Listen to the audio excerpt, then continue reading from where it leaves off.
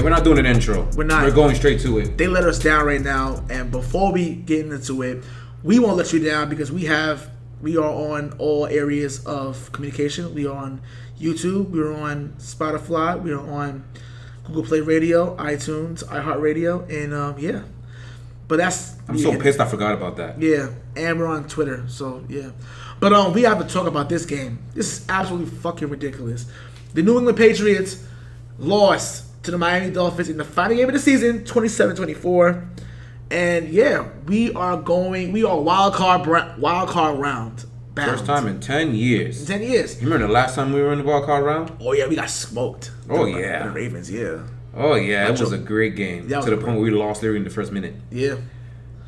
But where do we fucking begin?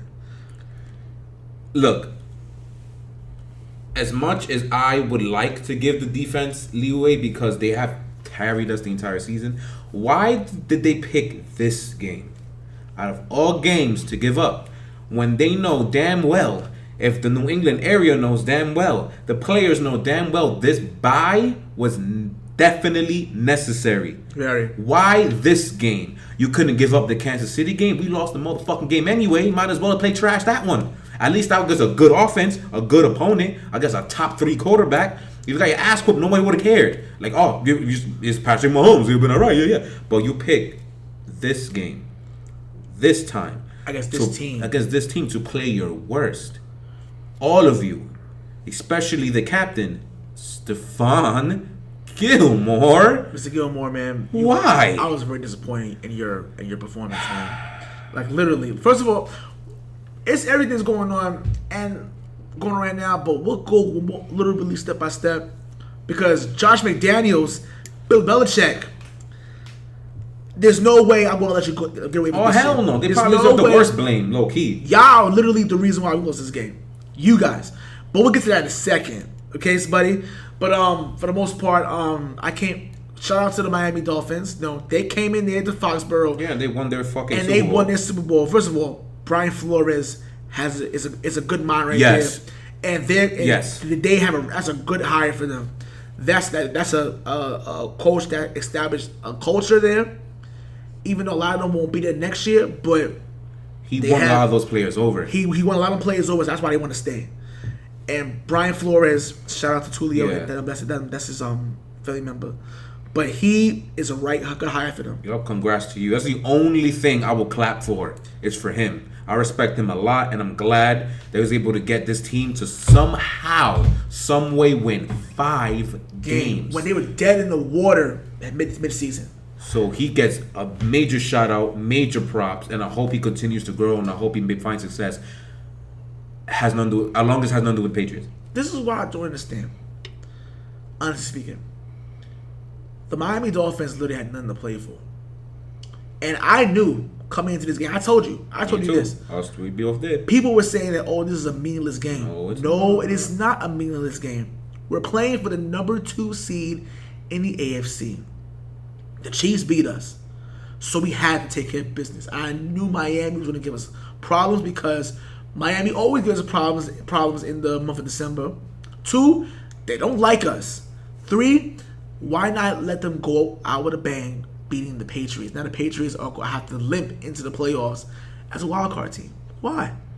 You know what I'm saying? Ryan Fitzpatrick is not a quarterback you want to give time to. The defense. Why were you playing man-to-man with Ryan Fitzpatrick playing? Why? Why did you blitz so much? That's the biggest problem. Why did you blitz so much? He's not a quarterback that he's been in the league so many years, been on so many teams. You think even though he's a backup quarterback at best, but he's seen a lot of these defenses throwing at him. He's been in the league a long time. Ryan Fitzpatrick, he's not the best in the world, but he's been around. He's seen a lot. So why are we going to disrespect him and try to throw stuff? I mean, he's already probably seen already. It's very simple concept. The more you really think about it, he is a quarterback who is not afraid to sling the bitch. He's not. So, does anyone in the New England coaching staff, defensively especially, Jerome Mayo and Steve Belichick, I think that's his son's name. I don't know what his name is. Steve Belichick, yeah. And the rest of y'all, Do you know the two things that beat the blitz? Deep pass, which and flats. And what were they doing the entire time? Flats, deep pass, and trick plays. Which, honestly speaking, you should have known that was going to happen. They're going to throw the hammer at y'all. So the biggest reason why this is the coaching staff's fault is what happened to ever adjusting your plan. You know what the Patriots are known for, who are famous for, who are vilified for, is because at second half they're a completely different team and the game plan's completely different. Why was it not different? I'm sick and tired, especially the fans talking about, oh, we're a second half team. No, we played 4 quarters of football, not 2, 4. There's certain teams you cannot play like shit in the first half and try to come back in the second half. Yeah, Kansas City showed you that. Showed you that. Even though we only held them to 3 points in the second half, the game was already over by that time. And you can say the referees, messed it up, blah, blah, blah. I don't care. Y'all can use that excuse if you want to, but I'm not going to. It was just bad coaching overall. Just ridiculous. Isaiah Ford had 8 catches for Still don't know who the hell that is. 8 catches for 70 yards. Devontae Parker went absolutely wild on this defense. Jonathan Jones, I don't care what he said. Jonathan Jones is trash and he needs to go. This is his last year on the team before he's a free agent. Let him go. Nuh-uh, he got re-signed. Got re-signed? Yeah. Oh, fuck. This is his first bad year, though. That's why I'm going to give him a little pass. But he's trash, though. He's trash this year. 3 or 4 games. He's been, ever since Houston. He's been trash since Garbage Houston. since Houston. He's been beautiful before that. I don't know what the hell happened to him since that time, but he's been trash. Pat Chung, the last few weeks, been garbage, too. He's hot garbage. He needs safety. He's old. 2009 he was drafted, bro. He's 30, 32, 33 with a jillion injuries. We need a new safety. It's not because he's whack because he's a bum. It's because he's old. And his position, especially box safety is what his position is, usually needs a bit of athleticism to be good. He doesn't have it anymore, as you can see. Every game, have y'all not noticed that he gets burnt by every tight end? Yeah. Because he's old and lost his legs. So it's time to get a new one. Giuseppe was killing them the whole game at will, too. And it was 3rd and 1, 3rd and short. They had no answer for them. Nope. No answer for them on 3rd and short. Every time they couldn't get off the field. It's nope. Yo, listen. And let's not forget about that beautiful thing we call a front seven. So you got blitz, right? And for actually probably maybe half of the time, maybe a little more half time, you had to get there. So what happened to finishing the play? Why did you let Ryan Fitzpatrick, who's not that athletic, break you like if he's Lamar Jackson? You know how many times he escaped that pocket? When you had him in the hands, why did you not finish? Again, this is a 35-year-old guy. It's not like you're playing a 21, 22, 23-year-old Lamar Jackson. So that's understandable. We would not get mad at you for that. Ryan Fitzpatrick, really? Really? You couldn't finish sacking Ryan Fitzpatrick? Dog, what are you doing? How many penalties Dietrich-wise? Jesus Christ, I think he's gone. Yeah, he's gone. It's every time he touched the field, he gets a penalty or something and messes something up. That horse collar tackle. Really, you stupid asshole? Come on. First of all, that was the third and long play, which was we had him off the field and you got called back because of a fucking horse collar. Come on, really? First of all, he was a bum anyway. Listen.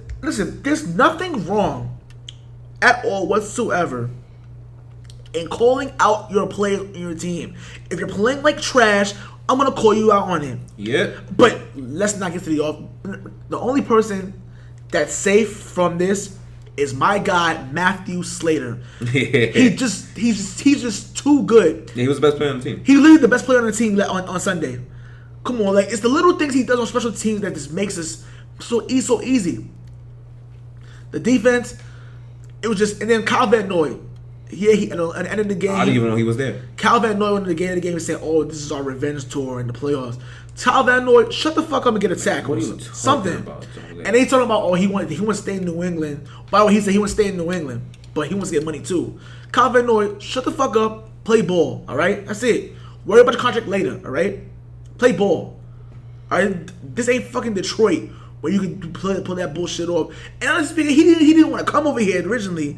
He didn't want to come over here because he was in Detroit. He's like, I want to go to the Patriots. Now look at him now, 2-time Super Bowl champ.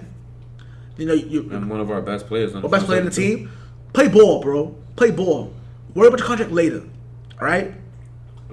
Yeah, that defense just didn't show up. It didn't show up. It's just that simple. They really picked a bad time to JC did his best, but even he was getting picked on too. But I'm not gonna get on him too much because he was the best player in the secondary. Because he was really good. It's a couple penalties on him. Like, yo, come on, man, JC. I missed that because that usually happens to him. So I'm like, oh, there we go. Normally they pick on him a lot originally. Yeah, because of that, he likes to grab. All right, so before we get to the offense, let me address Gilmore a little bit here. Okay. And it's gonna have to do with coaching too, because I don't know if you've noticed, Dante Parker got 11 receptions or whatever the hell it was. I think it was that 11 receptions. No, 11 targets, 8 receptions. 7 of those were at Gilmore. Okay, there were 7 catches he got on Gilmore. I don't know if you noticed, but 4 out of the 7 of them, Gilmore was 10 yards away from him each time. Out of the 4 that he was away from him, 3 of them were quick shot. So it was a slant and 2 curls. Why was Stephon Gilmore 50 billion years away from him the entire time? Like, I understand that you're trying to be like, all right, he's deep threat, he's big, he's long, he got jumping ability. All right, so you don't want, him to get a good release and all of a sudden, bang, he burns Gilmore, whatever. Okay, I understand that. Or he's able to force Gilmore to get contact with him. Then it's a flag. It's a flag. It's kind of like basketball, like being able to draw contact, flag. So I understand why, but come on, But what happened to doubling? That is the part that I'm trying to remember. He wasn't doubled in any of those? Why was he not doubled? Which goes to the coaching. Why are you blitzing so much when you were getting hit over top? Because that also happened in Buffalo, but thankfully the quarterback missed a few of those deep throws, except the one. Why aren't you doubling? And why aren't you allowing the linebackers to go off a little bit? Like, why are you respecting the deep, not even the deep, but why are you putting all your assets in one basket and not respecting the deep ball, rather? The putting someone 10 yards coverage is not respecting the deep ball. Not enough, at least. Again, this all goes down to the coaching staff and not adjusting. Because if it happened in the first half, okay. But then the second half, you don't change anything. You see that Stephon is getting, having trouble with this guy. So why not help? If you help Stephon, you're helping the defense. Because that was where Fitzpatrick was going the whole time. I just wanted to say that. Because it doesn't make fucking sense. But now the offense. So the only good thing I have to say about the offense, they ran the ball very well. Yes. Burkhead, Michelle ran very well. Bolden on the couple of runs, he ran very well. And White with maybe like a run or two, they ran very well. They did very well to run the ball, which is key. Yeah, being on talk about the running game, it was good. That's the only good thing about the offense. And Nikhil is definitely still getting used to the offense. He's growing. He's growing. So that's good. That's the only receiver I have good things to say about. Now, for the rest of the team. Oh my! Can I? I'm gonna start. Go ahead. Muhammad Sanu. I'm starting to think that the trade for you in Atlanta, we lost that trade. I'm rethinking that we lost that trade. A second round pick for you, but you're constantly dropping balls and shit. It doesn't make any sense to me. Like, listen, you're a big, lanky receiver. A lot of those balls, even though Brady may have kind of overthrow you a little bit, come on, man. You're still long enough you can fucking catch the ball. Dorsett, Uncle Phil. I used to call him Uncle Phil in the beginning of the season because he was crazy right now. Dropping balls. A lot of times you're not running the routes correctly. Whatever. Edelman. We have a chant just for you. Who the man, Edelman? We did not call your name not once in this game. You're completely out of it. He was not at all. He was not nowhere to be found here. One catch. Edelman, what the fuck's going on here? There's a reason for that. And yeah, you can say he may be hurt. No, it's not even a question. That dude is completely destroyed. But still, completely non-existent. But it's mostly Muhammad Sanu. Muhammad Sanu has been absolutely dreadful. Not dreadful, but like. Oh no, he's been dreadful. I'm trying to be nice. No. We don't be nice here. We be real.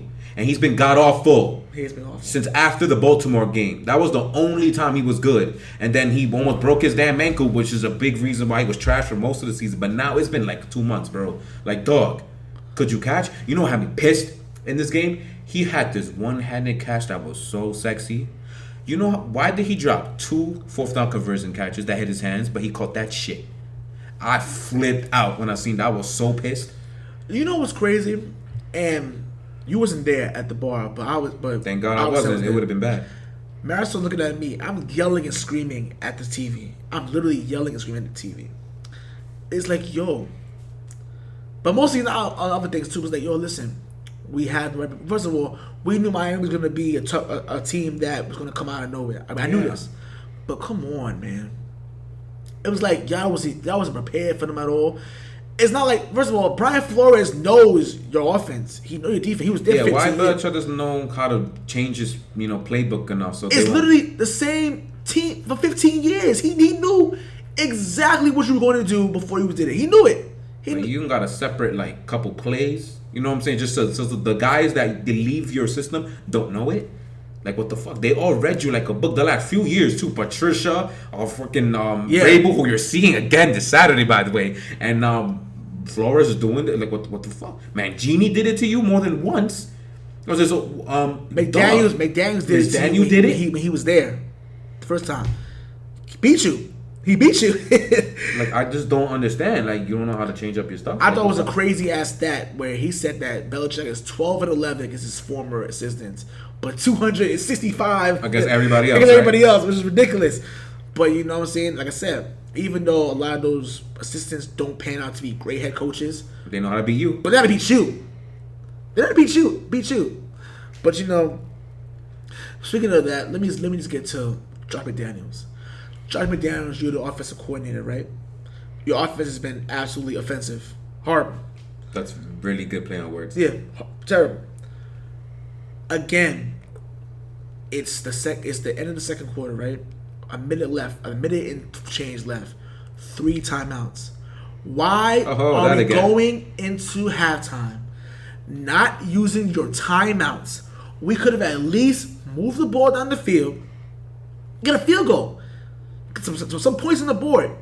Why? What is the point of not using timeouts, sir? What's the point? Now, I did say in the Chiefs game, the end of the Chiefs first half, when I said that you pretty much quit on that end of the first half, and I still believe by that. If you got a problem with that, go fuck yourselves. But that's not even here nor there. What is the point? What's the point? Like, you have not done anything this season to result you do anything fancy. Be like, oh, well, we're going to play going into halftime tied. You haven't done anything to warrant anything like that. Why are we playing so conservative on offense? Why? I don't get it. And this is a good transition. Let's go to the elephant in the room. The quarterback.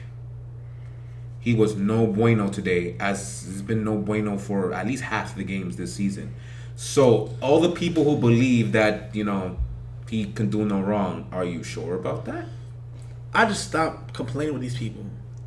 I stopped complaining because, I showed you screenshots of people who were saying, talking about, you can't blame Brady. You can't blame... Are you sure about that? You can't blame... Because I agree with that on some of the games. Like, I believe, was it the Dallas game? Was it? I forget, one of the 2 NFC East games against one of them, I don't know if it was them or Eagles, where he was hitting dimes, but no one was catching it. It was the Eagles. It was the Eagles? Yeah, it was one of them. It was. That's the game where it's like, all right, he got it. You got it. But a game like this, especially in the first half, he gave them 7 points. Did you see that interception? I watched that specific play 20 times, trying to figure out where he was trying to do. Was it his fault? Maybe Edelman didn't run the right route. Maybe the play was bad. It was Brady. No, first of all, I couldn't figure it out. Eric Rowe, who's been a bum on the Patriots for years past, he's garbage, was able to read Brady like that. First of all, Rowe didn't even know who the ball was going to. Whether it was going to be Dorsett or Edelman. He just fucking grabbed the shit and ran into the pay dirt. What the fuck? Like, what? It was so bad. I'm like, this is one of the worst he's ever thrown. In case y'all don't know, I don't know how you wouldn't know. It was on a play action. They motioned Sunu up into the left slot. It was a play action fake. you had Sony coming off into a flat, and then you had Edelman running to a hitch route. So at that, when you look at the entire play, again, I've seen it 20 times, everybody was pretty much covered for the most part. Like Trevor just said, Rowe was in between both Edelman and Sony Michel. Right there. Sony Michel was on the flat. It was both of them. He was between. Did not know where the hell the ball was going.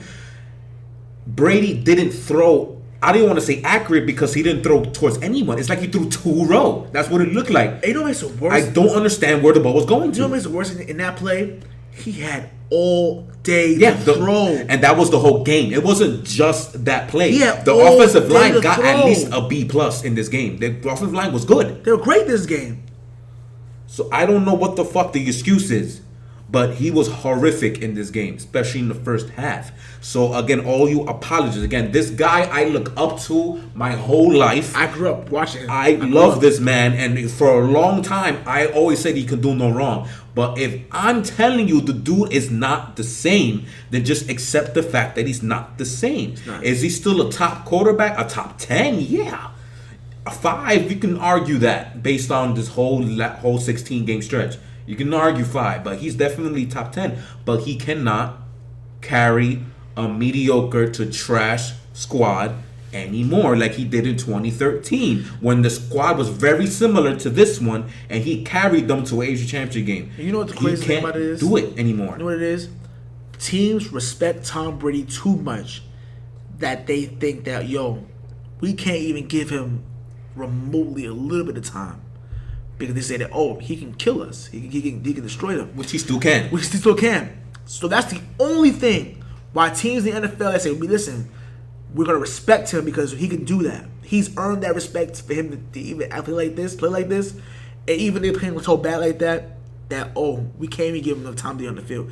They even say, keep Tom Brady off the field. Because they still think that, when that is by far the thing you shouldn't do for the most part, you leave him on the field. He can't fucking move the ball. Still, it's still the respect they give him. But come on, this is not good. Then it's like, I can't really put it into words. It's like, I love Tom Brady. I literally grew up watching him my entire life. My entire life watching football. I grew up watching him. But I knew it was gonna happen to the point where, all right, listen, there's gonna be a time where he won't be the same Tom Brady that's usually to come back out of nowhere. Looking like the beginning. Well, actually, technically, the beginning was last year. But he just wasn't as bad as he is now. But in the beginning was last year because there was not significant, but there was a step back from 2017 MVP season to last year. It was small. It was a small difference. But there was a difference. And now you're seeing a pretty decent gap between just last year's to now. Yeah. He wasn't missing throws last year the way he's missing them now. He's missing a decent amount of them. You gotta accept the fact that the end is near. I wish the man could play till I die, but that's impossible. But you know what's amazing too? Even though his struggles this year, he's the only quarterback to throw for 4,000 yards each year his 40s. Yes, he threw for 4,000 yards this year. Yeah, he did. Last year at 41. The year before at 40. That's never been done. And probably will never be done ever again. But I appreciate him for what he's done for this franchise. He's literally one of my childhood adult heroes growing up, sports heroes. Him, Paul Pierce, Pedro Martinez, David Ortiz. Because I'm a big sports fan. Tom Brady is literally one of my heroes growing up. And Father Time is undefeated. I love the man, but whenever he's ready to sit down, he needs to sit his ass down. And it's starting to look like he needs to sit his ass down. Yeah. And that's okay. That's 100% okay. And I've heard people trying to pinch the Garoppolo thing because Garoppolo's killing now. See this what Belichick. No. Stop. The reason why Belichick draft quarterbacks is because in the event that Tom Brady would have burnt his fucking face, they have somebody to play football. That's why they draft quarterbacks. Not to replace Tom Brady. It's because just in case something happens, 2008. For example, me personally, that's what it was. For those who think that Jarrett Stidham is the answer, he's not. I don't think he is. He's not. No, he's not. I said the same shit about Denny Elting. I remember last year. They said Denny Elting was the Tom Brady replacement. That piece of shit. We're driving like 7th round. That piece of shit. I laughed. And I see Patriot fans are fucking pathetic. Is he even in the team? No, right? they cut his ass. Like, fuck out of here, he's trash. You guys are pathetic. They're going to be drafting the quarterback again, probably second or third round. Again, I'm not talking about all of y'all. I'm talking about the fucking delusional Boston sports fans. Unfortunately, Come on, dog. This year taught me a lot about you guys.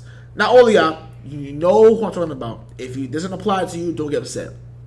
I'm talking about the delusional Boston sports fans that think nothing can go wrong. You're basing everything on everything in the past. Oh well, last year we were 11-5. That was last year. We won a Super Bowl. That was last year. It was last year. Totally different team.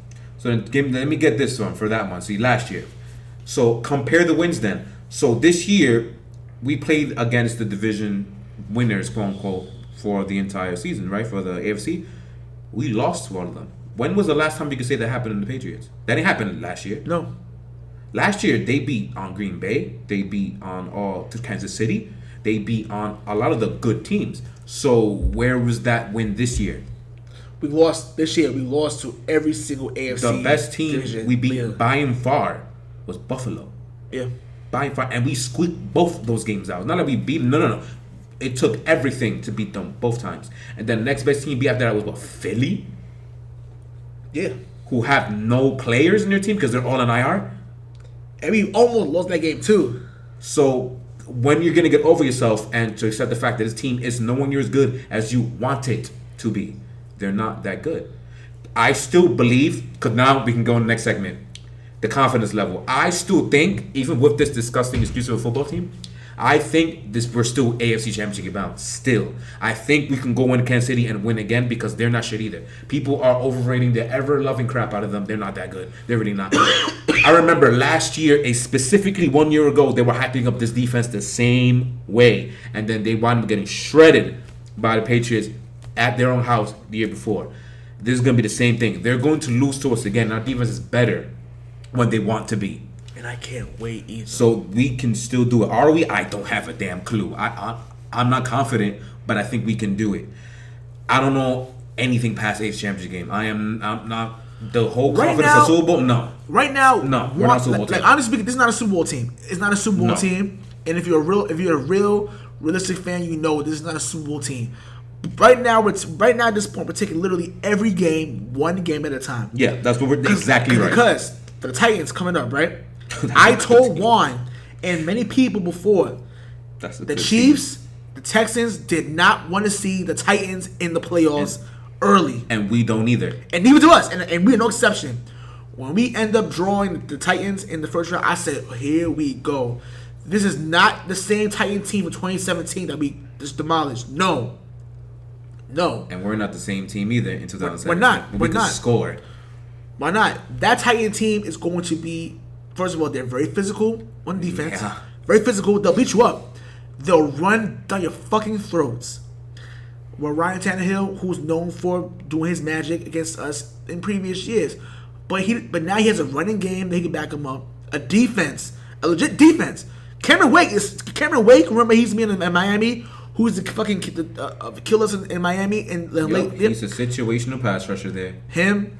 You have Deion Lewis. You have Derrick Henry. They are not afraid of us. And that's the thing. People think that, they're afraid of going to Foxborough.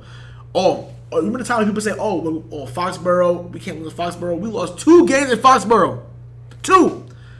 When we played the Tennessee Titans the last time, when was that? It was in Tennessee. But we played them though, right? Yeah, it got destroyed. But 34-10. Yeah. 34-10. We're playing against that almost exact team. Same They're team. not the same team. You know what? Because they're better. AJ Brown, who is completely good. Ryan Tannehill, like I said, is able to give him the ball. They're better. And also the fact that the Patriots struggle with running the ball. Struggle with stopping the run. So Derrick Henry may go running wild on us. But we have to take literally one game at a time.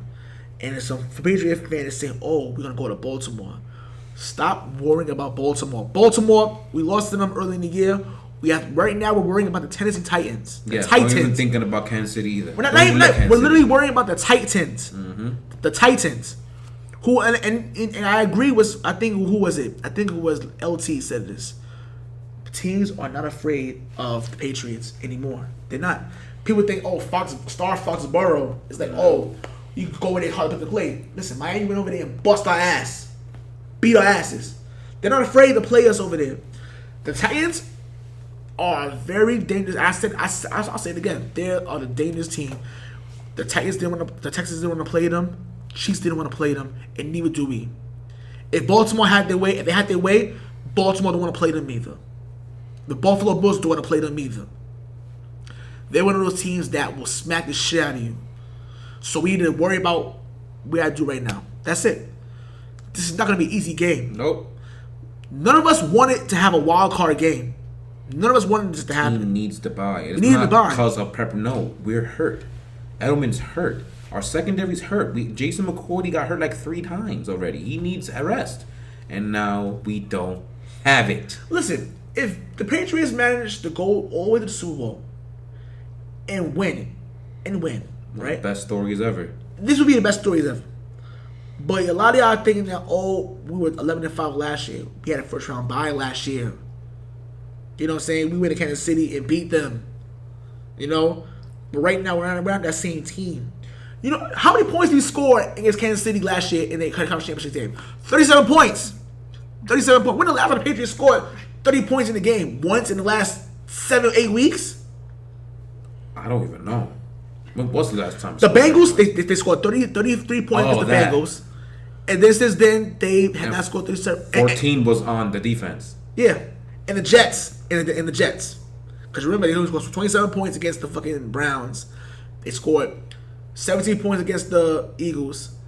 27 points against the Ravens. And then, like I said, listen, it is what it is right now. We worry about the team one game at a time. Titans, that's what we got to worry about right now. They're just so physical. That's what scares me about them. They might ding up more of our players. Yeah. That's what I was scared of. So, we'll see what happens. We'll see what happens. We have 2 top 10 lists because we've been doing for Patriot Plays at all. They're going to be top 10 Patriot players of all time and top 10 Patriots, meaning who embodies the Patriot way of the decade, or the cast-offs that nobody wanted that wind up flourishing at New England. So, honorable mentions for the Patriots players are going to be Wes Welker, James White, and Chandler Jones. Okay. All right. So, number 10, I have Logan Mankins. That was our best lineman and probably by far the entire year. He's an all-pro, Pro Bowler many times over before we traded him away in 2014. 9 is already Stephon Gilmore. He might, hopefully, will win Defensive Player of the Year. He's won a Super Bowl and been to 2 Super Bowls with his team already and had a play in the last Super Bowl that completely sealed it away with his interception. 8, Vince Wilfork. Same difference with Logan Mankins, just on the other side of the ball. A Pro Bowler many times over. You could not run on this man. He single-handedly probably had one of the best runs in the 2011 playoffs when it came to a defensive tackle. You could not do anything to this guy. Plus, he had a couple funny interceptions too in that stretch. So fast too. Yeah. 7, you may not like this, but it's the truth. Stephen Gostkowski. Our only kicker in the decade for the most part, but he has been arguably the best kicker for about 3 or 4 year stretch, I'd say. I think in the mid-2010s, between him and Justin Tucker and Vinatieri. Those are the best 3 kickers, and no one ever argued. Yeah. So, yeah. I agree. Much as unclutch as he is. Yeah, that's him. 6, Matthew Slater. He's been arguably the best special teams player in the entire decade. In the league. Not even Patriots, but in the league. In the league. It's not even close. No. He's a Pro Bowl player the last 8 of the last 10 years. Probably all of them. He just listen, Matthew Slater does the little things. The little things. Like even if it's a punt block or like a fumble. Anything. Like he just makes it so easy. Like I'm glad I have him on the team. I'm just surprised he took him all this time to finally score a touchdown. Took him to this year. It's okay. It's crazy. 5, Devin McCourty. Again, talk about doing the little things. That's exactly what embodies Devin McCourty. He does the little things. He's not flashy like Earl Thomas and Cam Chancellor and all those other stupid ass safeties. No, Earl Thomas is a beast, and he's a top safety in the entire decade. Of course, yeah. But that was more towards Cam Chancellor, who I never liked, was overrated to me. But anyway, Devin McCourty does little things that no one really recognizes. He literally is the definition of a safety. The last line of defense and the guy who has to make the big play to not give up the big play. For most of this decade, the New England Patriots, even when the defense was god-awful trash, did not give up big plays. He's the reason why. Just forget about what happened against the Bills this year. Yes. For Dante Hightower, we do not win 3 Super Bowls without him. Absolutely. And that is 100% facts. Every Super Bowl that we won, because of him, he made the big play on defense. Atlanta, strip sack. Strip sack that end up... Yep, the Seattle Seahawks, he's the one that tackled Marshawn Lynch before the interception. And he made ridiculous plays in last year. He was destroying Jared Goff in the pocket. It was ridiculous. And Julian Edelman is number 3. It's the same difference. The other way around. I'm going to say it because... We do not win Super Bowls without Julian Edelman. I'm going to say it, especially last year. I'm going to say it right now. Who the man? Edelman. Yeah, that's simple. And what's hilarious, but we can say all that, is because the Super Bowl that we lost in Super Bowl 52, both of them were not there. Yeah. Yeah, there is not a coincidence. It's what it is. Number 2, the Gronker. Arguably best tight end ever. I'm not going to say anything more about that. Yeah. And number 1, I'm not even going to say I'm going to say the Golden Boy, the 6-time Super Bowl champ, one of the greatest QBs of all time. No, I'm sorry. What? The greatest QB of all time. The greatest of our generation. The greatest of our history of the league. Mr. Tom Brady. Arguably the best football player of all time. I'm sorry for my outburst, but it's just Tom Brady. Yeah. Jerry Rice is a thing, so arguably. But he is not... I don't understand when people say arguably best quarterback. It pisses me off every time because you're just being an ass at that point. He's the best in the world. Best. It's not close. All right, now... The next list is the top Patriots. So that includes the cast-offs that no one wanted that we picked up and we made stars, quote-unquote stars, okay. Or guys who embody the Patriot way. Who you think of the Patriot way and you think of those guys, at least to me. No, Josh Gordon is not on this list. No, why the hell? He didn't do anything with us. Shout out to Tulio. Tulio couldn't stand Josh Gordon, but yeah. Yeah, like what the fuck is that? He didn't do nothing with us. People swear, we lost him, so what? He wasn't doing nothing here anyway. All right, anyway, number 10, Deion Branch. Proving that he is not anything without the Patriot system. In Seattle, where was he? No one knows. Then he came back in 2010 and did his thing for about 2-3 years before he completely died and got old. Yeah. I put him number 10 on this list. Number 9, Trey Flowers. It is not just because, even though he's in Detroit and, Matt Patricia is trash, but he, to me, also embodies what it means to be a Patriot because he wasn't the most athletic guy. He wasn't the most, standout guy. He's not a Von Miller or anything like that. But he did what he had to do. Our famous quote, did his job and did it well when he's in the Patriots. Yes. Again, another big reason why he won that Super Bowl against Atlanta. He made big plays. Number 8, Wes Welker. Again, who was he before he went to New England? No one knows.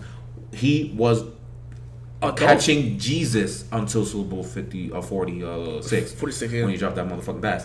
He receptions galore. Like 4 straight seasons with 100 yards, 100 catches. Receptions, yeah, it's ridiculous. Then when he went to Denver, he was just a guy who was there to catch touchdowns, and that's it. Yeah, fuck him. Yeah. Number 7, Lawrence Guy. Literally was drafted, I think it said 2010, I looked it up. I had no idea he was in the league that long. When his name comes out, when he's in New England. No coincidence there. A guy who was great in this New England system. And a guy who's similar to that, number 6, Kyle Van Noy. It's the same difference. He's damn near a star in the league right now. He's very, very good. Makes big plays all the time since last year. Thrives in the system. Was a Detroit Lions cast-off. Number 5, Malcolm Butler. The same difference. In Tennessee, Super Bowl 49 hero. He's trash. Garbage. 4 in Tennessee. He's, I think, an IR right now, if I'm not mistaken. But what is he known for? Like, what did you just say? Super Bowl 49 hero. And then in his 2 seasons after that, before he was trash, 2017, he was an all-pro as number 1 corner in 2016. Hey, really good in the New England system. Yeah, man. Number 4. These next 4 people are, to me, the guys who embody the Patriot way. Okay. Number 4, Rob Ninkovich. I thought you were gonna say Gronkowski. Nah, he was a second round pick and was Jesus coming out of college. Stop it. Rob Ninkovich. He was a beast. No one wanted him. He was a Saints cast-off. No one knew who the hell he was. He is a Patriot through and through. Yes. Think of this defense in this decade, you think of Rob Ninkovich. Fucking love Nink. Number 3, we already talked about him, Matthew Slater. Ultimate Patriot. He is the leader of this team. Literally, he's a captain for a reason. He's the captain of the team. He's the one that does the oh yeah chance. Matthew Slater. Number 2, Julian Edelman. Seventh round pick, right? Yeah, 2009. Yeah, 7th round quarterback from Kent State. Yeah. Switched to receiver, and look at him now, better than Wes Welker. And number 1, Dante Hightower. I think of him. I think of the Patriot way. He's the ultimate Patriot. He is the replacement, even though it took a minute, but the replacement of one Teddy Bruschi. Yes. That is Dante Hightower. Ironically, we're the same number. And honorable mention for me would have to be Jamie Collins. When he left Cleveland, he went to Cleveland. I have his name. I have a lot of names over here, but he's here. And then he came back and literally shaped us. Said, listen, he's great. He's great. Definitely had a good season. Hopefully, it won't be a waste though.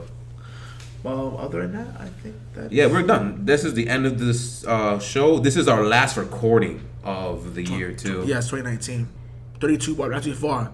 Now I did a little slideshow video. I showed it to Juan. We're definitely gonna show it to y'all later. It's pretty awesome. Tinanog, Saturday, 8:15. We need all the help we can get. It's gonna be a big game, wild card game. Take it one game at a time. Possibly the final game we play that we have to go to for Tinanog. What like the last game, home game. Let's go to the Super Bowl or the conference championship game, somehow, some way. But this might be the last one, so we need all the help we can get here. Yeah. Saturday, 8:15. We're gonna be there. We're gonna be loud, and we're gonna be there. So hopefully not screaming. Well, I'm gonna be screaming because why not? And then hella drinking too. We're gonna be drinking too. So cause if we lose, which I'll be twisted. I'll be twisted as fuck. But yeah, other than that, that's it. Follow us on Spotify, YouTube, Google Play Radio, iTunes Radio, iHeartradio. I said that shit wrong, but who cares? You get the point. Stitcher Radio. And for the last time of the year, I'm going to say this, I won't say it no more. We will find our way to Pornhub audio one day. It's going to happen. Right. And after that, I won't say it no more. Shout out to all our people that support us. We appreciate you very much. And shout out to Marisol. And we appreciate you very much, girl. Other than that, anything else to say, buddy? No. Peace. Peace out.